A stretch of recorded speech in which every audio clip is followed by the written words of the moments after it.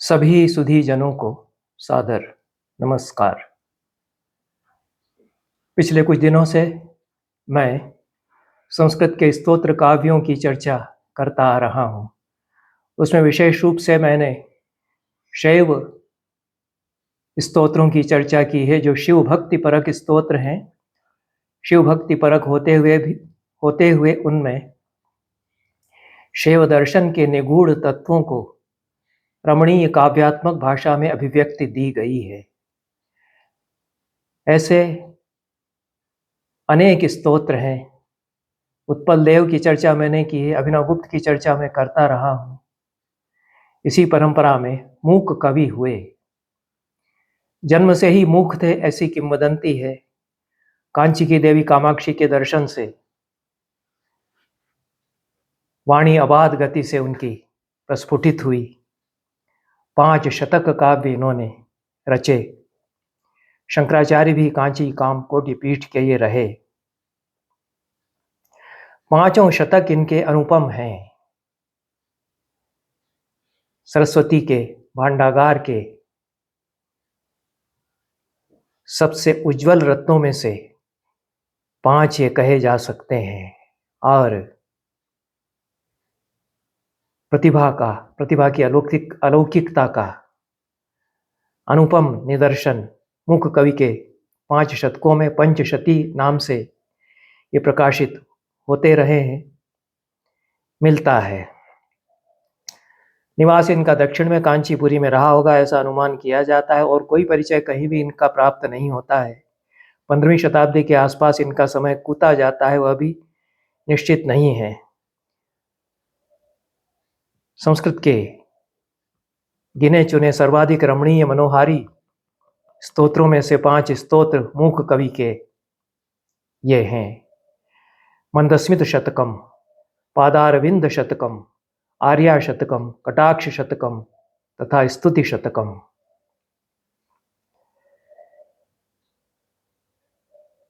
यह mono image poem, जिसको अंग्रेजी में कहा जाता है, किसी एक विषय को लेकर के कितने कितने बिंबों की छटाएं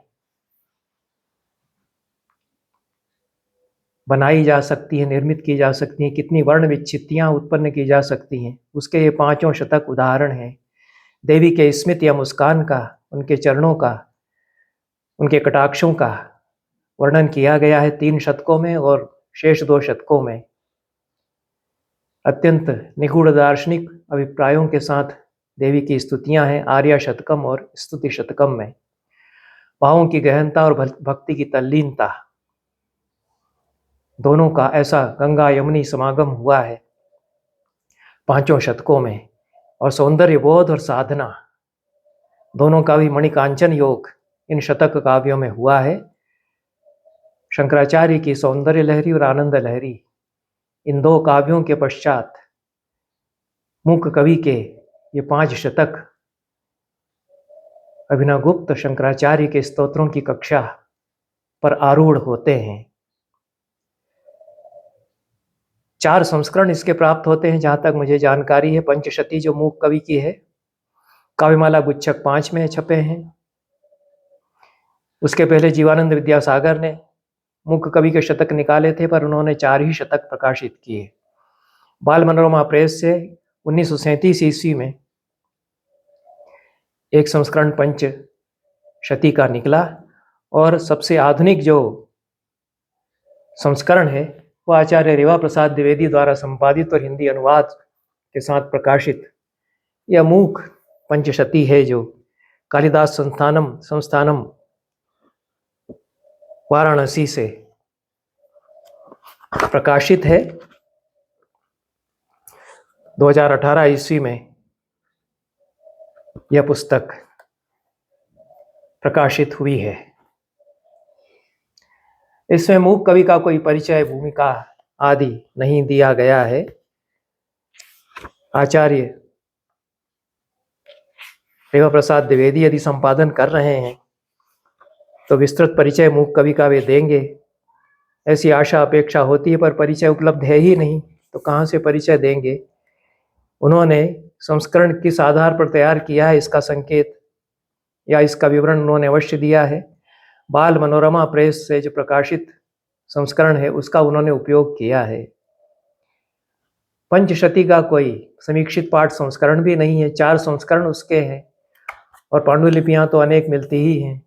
एक समीक्षित पाठ संस्करण भी तैयार किया जा सकता था। अन्यथा पाठांतर की, पाठभेद की कोई समस्या है नहीं। 5 शतकों में कुल मिलाकर के 506 पद्य हैं। आर्या शतकम में 101, पादारविंद शतकम में 103, स्तुति शतकम में 101, कटाक्ष शतकम में भी 101, मंदस्मित शतकम में 100। इस तरह से 5 शतकम में केवल पादारविंद शतकम में 103 है, 3 शतकों में एक श्लोक 100 से ज़्यादा है, मंदस्मित शतकम में 100 हैं। इस तरह से कुल मिलाकर के 506 पद्य होते हैं। छंदों का बहुत वैभव, अनोखा वैभव हम देखते हैं। 5 शतकों में 8 छंदों का प्रयोग मूक कवि ने किया है। आर्या शतकम तो आर्या छंद में ही लिखा गया है।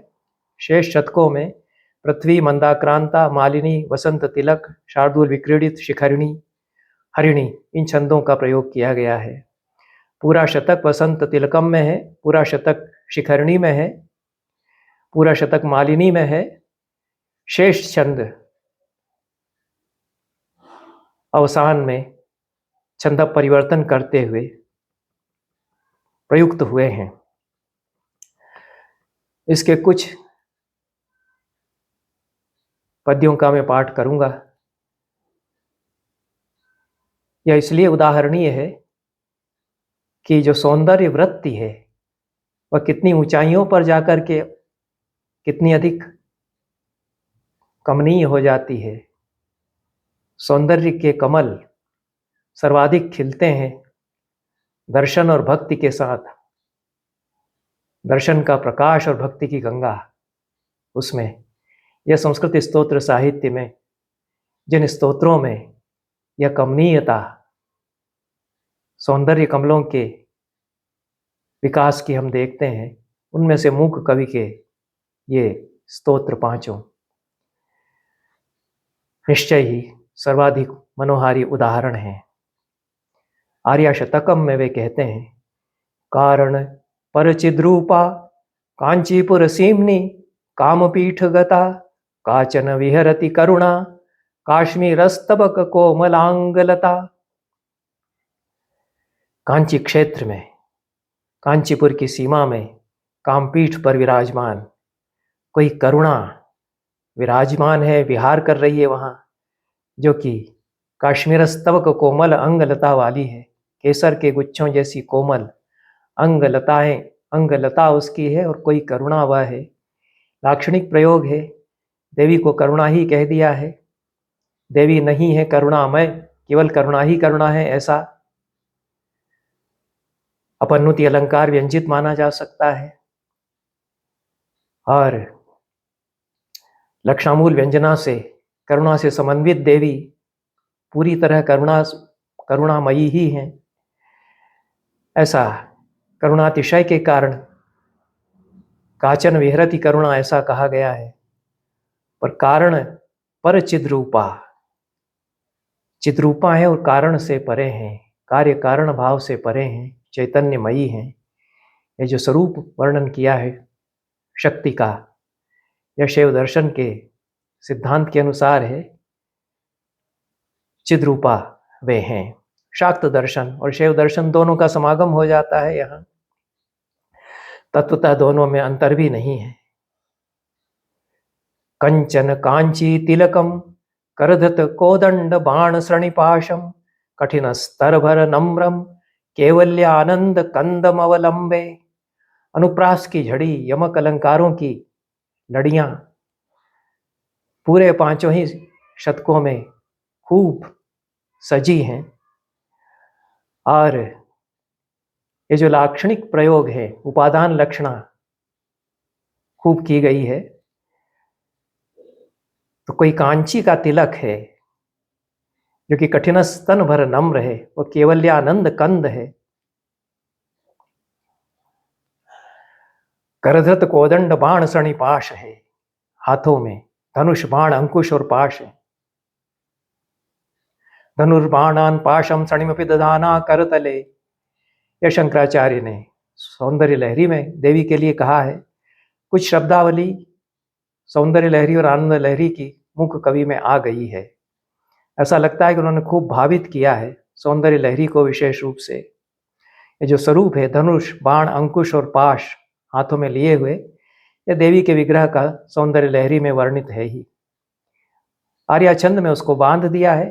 कंचन कांची तिलकम करधृत कोदंड बाण श्रणिपाशम कठिन स्तर भर नम्रम कैवल्यानंद कंदम अवलंबे।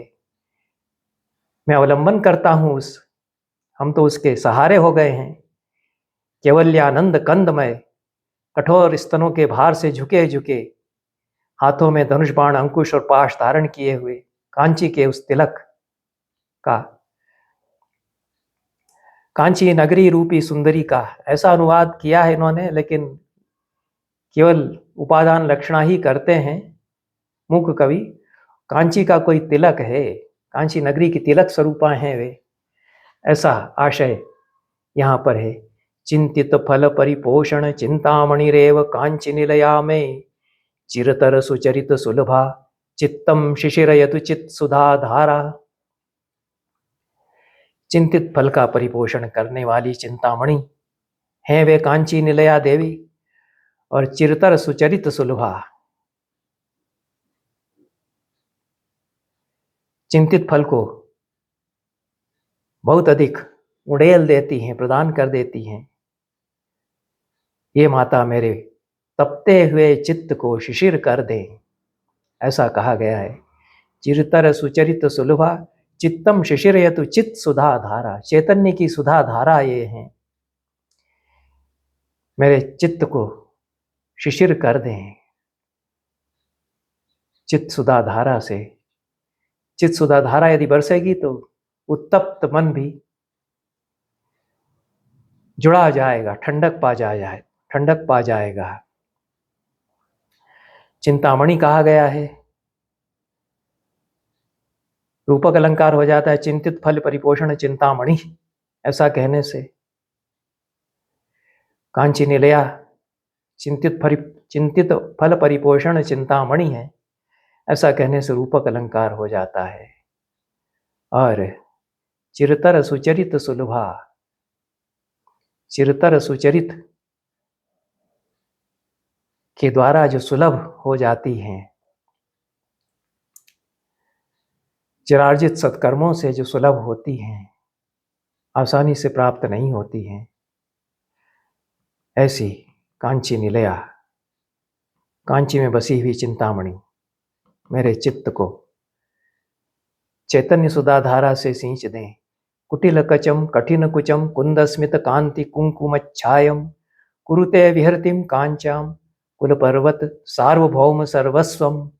सभी जगह इस प्रकार के लाक्षणिक प्रयोग हैं और अनुप्रास और बिंब बहुत कमनीय बनाए गए हैं, श्रृंगार के बिंब हैं। भक्ति के साथ श्रृंगारोपासना का यह नमूना है। एक धारा जो शिव दर्शन में चली वह शिव शक्ति के श्रृंगार, शिव और उमा के श्रृंगार युग्म की उपासना, उसमें उनका श्रृंगारित रूप भक्त देखता है। कुल पर्वतों में सार्वभौम वे हैं, कांच्याम कुल पर्वत सार्वभौम सर्वस्वम।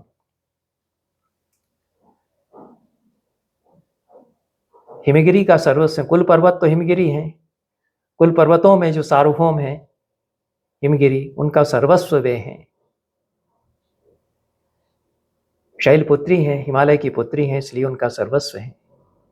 और यहाँ कांची में आकर के कुरुते विहरतिम कांच्याम, वे कांची में आकर के विहार कर रही हैं, हिमगिरी का जो सर्वस्व है। ऐसी चूंकि पर्वत पुत्री हैं इसलिए कुटिल कचम कठिन कुचम कुंदस्मित कांति कुंकुमच्छायम, यह वर्णन किया है। केश कुटिल हैं, कठिन कुच हैं, कुंद सा मंद हास, केसर सी सुनहली आभा उनके कांति, उनके शरीर की। परया कांची पुरिया पर्वत पर्याय पीन कुछ भरया परतंत्रा वयमनया पंकज सब्रह्मचारी लोचनया। हम परतंत्र हो गए पंकज के सब्रह्मचारी लोचनों वाली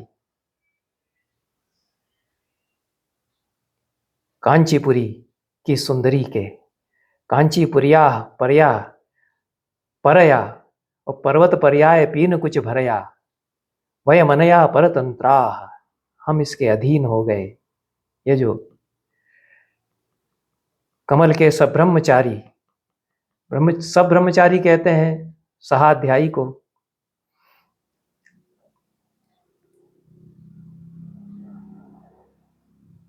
कमलों के सब्रह्मचारी या सहाध्यायी हो गए हैं। कमलों के सौंदर्य को जैसे उन्होंने साथ साथ अभ्यास किया है कमलों के साथ रह करके, और ऐसी पराम्बा जो कि पर्वत पर्याय पीन कुछ भरा है, पर्वतों की तरह पीन उरोज उनके हैं। ऐश्वर्य मिंदु मोलैरेकात्म्य प्रकृति कांची मध्यगतम, ऐंदव किशोर शेखर मैदम पर्यम चकास्ते निगमानाम। कांची के बीच यह ऐश्वर्य प्रकट हो रहा है। इंदु मौली या शिव से एकात्म के रूप में वह प्रकट है, दोनों का एकात्म हो गया है, शिव शक्ति से युक्त हो गए हैं। यहाँ कांची के बीच में यह युग्म प्रकट हो रहा है। और ऐंदव किशोर शेखर, इंदु को जिन्होंने, किशोर इंदु को जिन्होंने भाल पर धारण कर रखा है, ऐसे एदम पर्यम, श्रुतियों का एदम पर्य यह है, श्रुतियों का सार यह है, इस रूप में वर्णन करते हैं। एकात्म दोनों का, उसका वर्णन करते हैं। शीतकंपा सीनम, शीतकंपा सीमानम, शिथिलित परम शिव धैर्य महिमानम, कलये पाटलिमानम, कंचन कंचुकित भुवन भूमानम। इसमें यमक अलंकार भी आ जाता है। मानम, मानम की आवृत्ति इसमें 4 बार हुई है, चारों चरणों में 5 बार हुई है। और कंपा नदी है, कंपा नदी के सीमा पर जो विराजमान है, कंपा नदी के तीर पर जो विराजमान है। शिथिलित परम शिव धैर्य महिमानम, परम शिव के धैर्य की महिमा को जो ढीला कर देती है, शिथिल कर देती है। कंचन कंचुकित भुवन भूमानम, समस्त विश्व को जिन्होंने कंचुकित कर रखा है, समेट रखा है अपने में, समस्त ब्रह्मांड उनमें समाया हुआ है, ऐसी पाटलिमा या गुलाबी छवि को जो धारण किए हुए हैं, ऐसी देवी की मैं उपासना करता हूं। कुछ मैंने आर्या शतकम के पद्य पढ़े हैं, और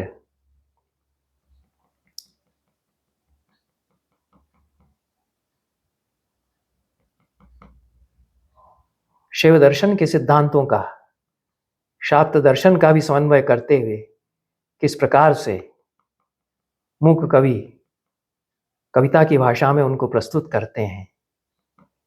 1-2 श्लोक और पढ़ता हूं। आदृत कांची निलयाम आद्याम आरूढ़ यौवनाटोपाम, आगम वतंस करिकाम आनंदाद्वैत कंदलीम वंदे। आनंदाद्वैत कंदली वे हैं, अद्वैत की, आनंदमय अद्वैत की कंदली। और आगम वतंस कलिकाम, आगमों का जो आभूषण है उसकी एक कलिका वे बन गई है। आनंदाद्वैत कंदली वे हैं। और आरूढ़ यौवनाटोपाम, यौवन का आटोप, उसमें वे आरूढ़ हैं। आदृत कांची निलयाम, कांची उनको भा गई है, कांची के प्रति आदर उनमें आ गया, इसलिए वे यहां बस गई हैं। उनकी मैं वंदना करता हूं। अद्वैत तत्व का उल्लेख करते हैं। तुंगाभिराम कुचभर शृंगारितम आश्रयामि गंगाधर परतंत्रम कांचीगतम। तुंगाभिराम कुचभर शृंगारितम आश्रयामि गंगाधर परतंत्रम कांचीगतम शृंगाराद्वैत तंत्र सिद्धांतम। एक मिलाकर आर्य चारों चरणों को बना दिए। कांची में दृष्टिगोचर होने वाला है अद्वैत तत्व है, पर श्रृंगाराद्वैत यह है। कामतंत्र के समन्वय से यह अद्वैत तत्व बनता है। श्रृंगाराद्वैत इसको मूक कवि कहते हैं। इस कामतंत्र सिद्धांत का मैं आश्रय लेता हूं। श्रृंगारित रूप की मैं उपासना करता हूं। कामोपासना के साथ में शिव पार्वती के इस श्रृंगाराद्वैत की उपासना करता हूं, ऐसा वे कहते हैं। इस प्रकार से यह जो रूप है शिव और शक्ति का, उसको श्रृंगार से संयोजित करके और उपास्य बनाया गया। यह एक उपासना शिव शाक्त तंत्रों में जो की जाती है, उसका निदर्शन मूक कवि यहां प्रस्तुत करते हैं।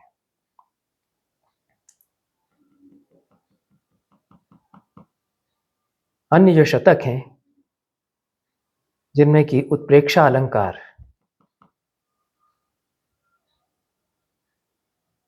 की सारी कमनीयता हम प्रकटीभूत देखते हैं। पादारविंद शतक, जिनमें कि देवी के चरणों का वर्णन किया है, शिखरणी छंद में है। महिम्नः पंथानम मदन परिपंथि प्रणयिनी प्रभुर्निर्णय तुम ते प्रभुवति यतमानोऽपि कतमः तथापि श्री कांची विरति रसिके दो रपि मनो विपाकस्तत्पादस्तुतिविधिषु जल्पाकयति माम। हे कांची विरति रसिके संबोधन में कहते हैं, आप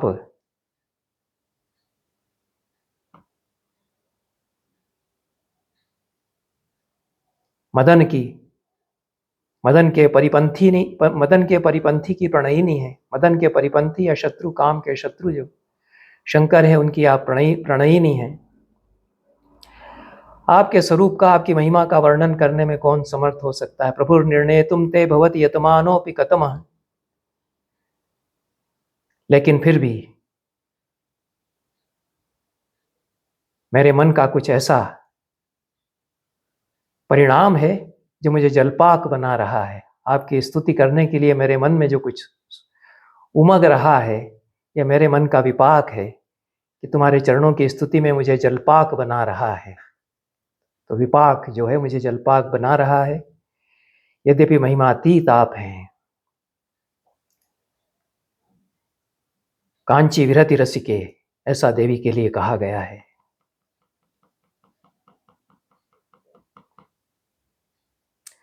धृत प्राथम्याना मरुण महसामादिम गुरु समिंधे बंधुकस्तपक सहयुद्ध्वा दिशि दिशि प्रसर्पन् कामाक्षाश्चरण किरणानाम अरुणिमा गलग्राही पौरंदरपुरवनी पल्लवरुचाम। धृत प्राथम्यानाम अरुण महसामादिम गुरु समिंधे बंधुकस्तपक सहयुद्ध्वा दिशि दिशि प्रसर्पन् कामाक्षाश्चरण किरणानाम अरुणिमा। कामाक्षी के चरण किरणों की अरुणिमा कैसी अरुणिमा है कि धृत प्राथम्यानाम अरुण महसाम आदिम गुरु, अरुण की जो प्रथम किरणें हैं, उनका आद्य गुरु वह अरुणिमा देवी के चरण कमलों की बन जाती है। और बंधुकस्तबक जो जपा कुसुम है, बंदूक को जपा कुसुम को बंदूक भी कहते हैं, उसकी सहयुद्ध्वा, उसका सहमल्ल वे बन जाते हैं। सब ब्रह्मचारी शब्द का प्रयोग किया है आर्या शतकम के एक श्लोक में कि कमल कि तुम्हारे नयन सब ब्रह्मचारी हैं। यहाँ पर सह युद्धा, एक साथ मल्ल विद्या का अभ्यास करने वाले दो लोग, ऐसे बंधुकस्तब का सह युद्धा आपके पादारविंद का सौंदर्य है। एक साथ अखाड़ेबाजी सीखी है दोनों ने, ऐसे तुम्हारे चरणों की ये आभा चिटक कर चारों ओर फैल रही है। प्रसर्पण कामाक्षाश चरण किरणाम नाम अरुणिमा, पहला जो पाद उसमें कहा गया है, गलग्राही पौरंदर पुरवनी पल्लव रुचाम, पुरंदर के पुर की वनी के पल्लवों की कांति का गलग्राही वह है। मुहावरे संस्कृत में नए मूक कवि ने दिए हैं। गलग्राही उसको धकेल देने वाला, धकिया देने वाला। नंदन वन के जो सुंदर पल्लव हैं, कोपले हैं वहां की, उनको धकिया देने वाला यह अरुणिमा, आपके चरणारविंद का जो लालिमा है, ललामी है। अरुणिमा पुल्लिंग हो जाता है संस्कृत में, हिंदी की दृष्टि से स्त्रीलिंग हो जाता है। मरालीनाम यानाभ्यसन कलनामूल गुरवे, दरिद्राणाम त्राण व्यतिकर सुरोद्यान तरवे, तमस्कांड प्रौढ़ि प्रकटन तिरस्कार पटवे, जनोयम कामाक्षाश्चरण नलिनाय स्पृहयते। कामाक्षी के चरण नलिन के लिए यह आपका भक्त स्पृहा कर रहा है। कैसे चरण नलिन आपके हैं, कैसे चरण कमल हैं। मरालियों या हंसियों के गमन के गति के मूल गुरु जो हैं, हंसियों को चलना सिखाने वाले आदि गुरु, ये आपके चरण कमल। दरिद्राणाम त्राण व्यतिकर सुरोद्यान तरवे, दरिद्रों के त्राण के लिए सुरोद्यान तरु या कल्प वृक्ष जो बनते हैं। तमस्कांड प्रौढ़ि प्रकटन तिरस्कार पटवे, तमस्कांड या अंधेरे के पुंजों की जो प्रौढ़ि है, उसका तिरस्कार करने में जो प्रौढ़ि पटुता है, उसको धारण करने वाले हैं आपके ये चरण युगल। इनका मैं आश्रय लेता हूं, इनकी मैं स्पृहा करता हूं।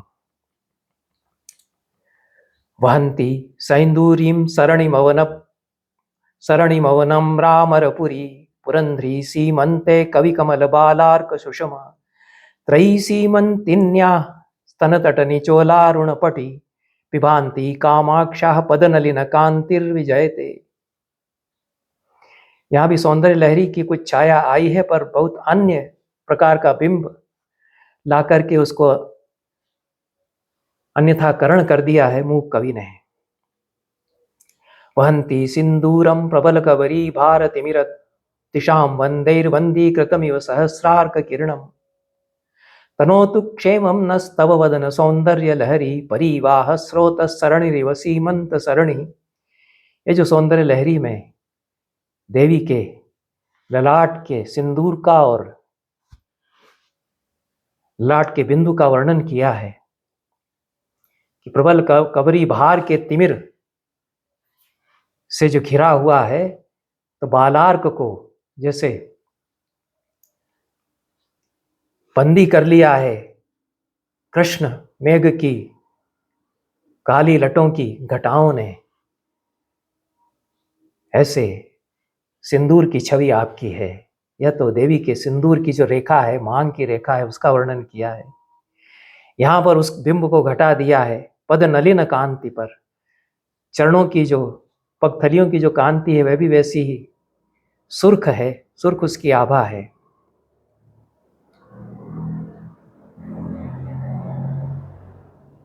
उसकी विजय हो, उसकी जय हो, ऐसा कहते हैं।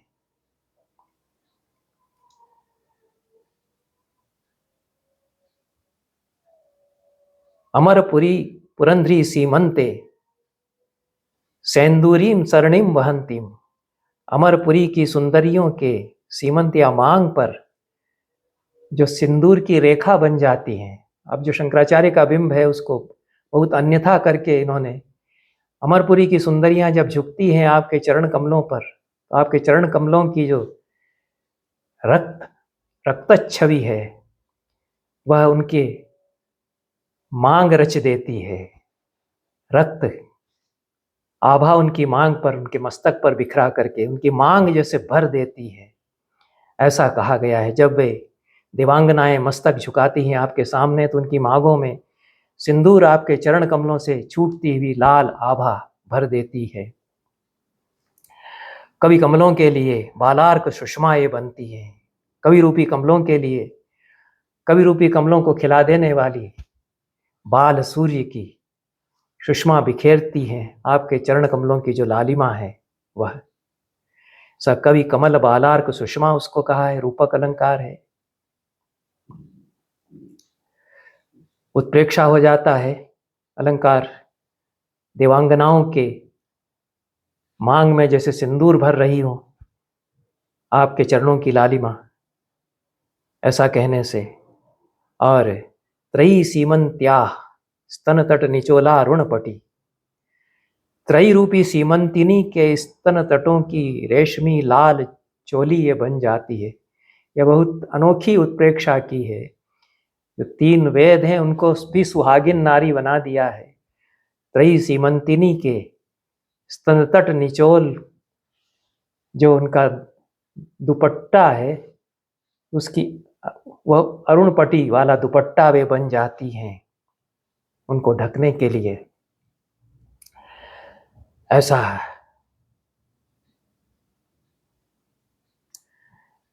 पादारविंद शतक के सभी श्लोकों में जो बिंब हैं, जो इमेजरी है, उसमें कई कई रंगों की छटाएं बिखेरते हुए उत्प्रेक्षा अलंकार का अनोखा निर्वाह करते हुए सभी श्लोकों में सौंदर्य और कल्पनाओं की कमनीयता हम देखते हैं। और कटाक्ष शतक से भी 2 एक श्लोक पढ़ता हूं। पादारविंद शतकम में सारे 100 श्लोक देवी के चरण कमलों के सौंदर्य पर लुटा दिए हैं, निछावर कर दिए हैं। कटाक्ष शतक में सारे 100 श्लोक देवी का जो कटाक्ष है, ग्लांसेस या दृष्टिपात है, अपांग निरीक्षण है, उसके सौंदर्य की छटाएं यहाँ पर बिखेरी गई हैं। आनंग तंत्र विधि दर्शित कौशलानाम आनंद मंद परिगूर्ण मंथराणाम, आनंद मंद परिगूर्ण मंथराणाम, तारल्यमंब तव ताड़ित कर्ण सीमनाम, कामाक्षी खेलति कटाक्ष निरीक्षणानाम। एक तरह से वसंत तिलका छंद में जो अंत्यानुप्रास है उसको भी ला दिया है। अनुप्रास का एक अलग सौंदर्य बनता है यदि अंत्यानुप्रास आ जाए हर चरण में। अनुप्रास जिसको तुक हिंदी में कहते हैं, हिंदी की कविता में, तो संस्कृत के वर्ण वृत्तों में वह आ जाए तो वर्ण वृत्त और भी खिल जाते हैं। तुम्हारे कटाक्षों के निरीक्षण की तरलता जो कि आनंग तंत्र विधि दर्शित कौशलानाम, काम तंत्र की विधि में कौशल का प्रदर्शन करने वाली है। आनंद मंद परिघूर्णन मंथराणाम, आनंद से मंद परिघूर्णन, कुछ घूर्णित होते हुए मंथर गति से, उसके कारण मंथर जो हैं। और ताड़ित कर्ण सीमनाम, कटाक्ष निरीक्षणानाम तारल्यम खेलती, कानों की सीमा तक तारण करती हुई, कटाक्ष जब चलते हैं तो कानों तक जाते हुए जैसे ताड़न कर रहे हों, कानों को कुछ सिखा रहे हों, शिक्षा दे रहे हों या कानों तक पहुंच रहे हों। उत्प्रेक्षा अलंकार हो जाता है। और ऐसा जो तारल्य है, चंचलता है कटाक्ष निरीक्षण की, वो कुछ क्रीड़ा कर रही है, वह चंचलता कुछ अनोखी क्रीड़ा कर रही है, ऐसा मूक कवि कहते हैं। उत्प्रेक्षा के साथ, यमक और अनुप्रास की छटाओं के साथ श्लेष का निर्वाह जब वे करते हैं तो अलग तरह की छटा, कटाक्ष छटाओं के साथ बिखेरते हैं मूक कवि अपनी कविता में। साहाय्यकं गतवती मुहुरर्जुनस्य मंदस्मितेन परितोषित भीमचेताः कामाक्षि पांडव चमूरिव तावकीनां कर्णांतिकम चलति हंत कटाक्ष लक्ष्मी। इसमें पांडवों के नाम दे दिए हैं, कर्ण का नाम दे दिया है। कितनी कितनी कटाक्ष छटाएं बिखरती हैं। अर्जुन का सहायक करने वाली, अर्जुन के बाणों की तरह कटाक्ष के बाण छूटते हैं। मंदस्मित से भीम के चित्त को भी परितोषित करने वाली। श्रेष्ठ अन्य अर्थ ले लेंगे, जो भयंकर स्वरूप शिव हैं उनका आशय हो जाएगा ऐसी, और अन्य अर्थ लेने पर श्रेष्ठ पांडव चमू जैसे बन गई है। आपके कटाक्षों की जो कतारें हैं वे वो कर्णांतिक वे चल रही हैं, कान के निकट तक वे कटाक्ष आपके पहुंचते हैं। कर्ण में फिर श्लेष करने पर जो योद्धा कर्ण है, महारथी महादानी कर्ण, उनसे एक आशय है, और कर्ण मतलब कान से भी आशय है। यह कितनी मनोहारी देवी की मुस्कान है, यह देवी का कटाक्ष है, यह मूक कवि कहते हैं। मंदस्मित शतकम में मुस्कान का वर्णन है। शार्दूल विकटित छंदों में यह है। कर्पूरद्युति चातुरीम अतितराम अल्पीयसीम कुर्वतीम दौर्भाग्योदयमेव संविदधतीम दोषाकरीणाम तिशाम क्षुल्लानेव मनोज्ञ मल्लिनिकरान् फुल्लानपि व्यंजति कामाक्षा मृदुलस्मितांशु लहरी कामप्रसूरस्तु में। कपूर की कांति छटाओं को, कांति चातुरी को छोटा बनाती हुई, कर्पूर की द्युति चातुरी को अल्पीयसी बनाती हुई, यह मंदस्मित शतकम में, स्मित या हंसी का, मुस्कान का रंग चूंकि सफेद है, इसलिए कर्पूर या कपूर की द्युति चातुरी को छोटा बना रही है, ऐसा कहते हैं। और दुर्भाग्य के उदय को रच रही हैं रात्रियों की कांतियों के लिए। दोषाकरीणाम तिशाम दोषाकरियां जो रात्रि हैं उनके लिए दुर्भाग्य का उदय वे कर रही हैं, क्योंकि श्वेत छटाएं, श्वेत आभाएं बिखर जाती हैं जब देवी मुस्काती हैं। तो रात पर जैसे गाज गिरती है, रात के अंधकार पर दोषाकरियों की जो अंधकार है उस पर, उनके लिए दुर्भाग्य का उदय वे कर, दुर्भाग्योदय में संविदधती, उनके लिए दुर्भाग्य का उदय वे कर देती हैं। रात का अंधेरा छट जाता है, उनके लिए, रात के लिए तो दुर्भाग्योदय हो जाता है, उसका अंधकार समाप्त हो जाता है। क्षुल्लानेव मनोज्ञ मल्ली निकरान फुल्लान अपि व्यंजति, जो क्षुल्ल मल्लिका के फूल हैं उनको प्रफुल्ल बनाती हुई, क्षुल्ल को प्रफुल्ल बनाती हुई, क्षुल्लक को प्रफुल्ल करती हुई, छोटी छोटी मल्लिका की कलियों को जैसे चटका देती हैं, खिला देती हैं, ऐसे चटुल मुस्कानों की लहरी मेरे लिए कामप्रसू बने देवी की। अभिव्यक्ति के नए मार्ग मूक कवि ने खोजे, आभाणकों प्रोक्तियों के नए वितान उन्होंने रचे। यह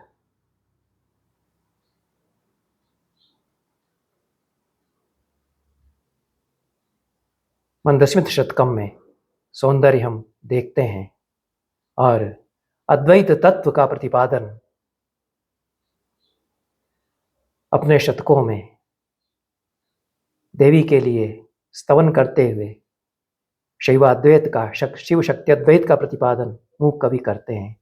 अभिधाकृतिर्विदाकृतिरुचिराकृतिरपि चिदाकृतिर्मातः अनहंता त्वमहंता भ्रमयसी कामाक्षि शाश्वतीं विश्वम।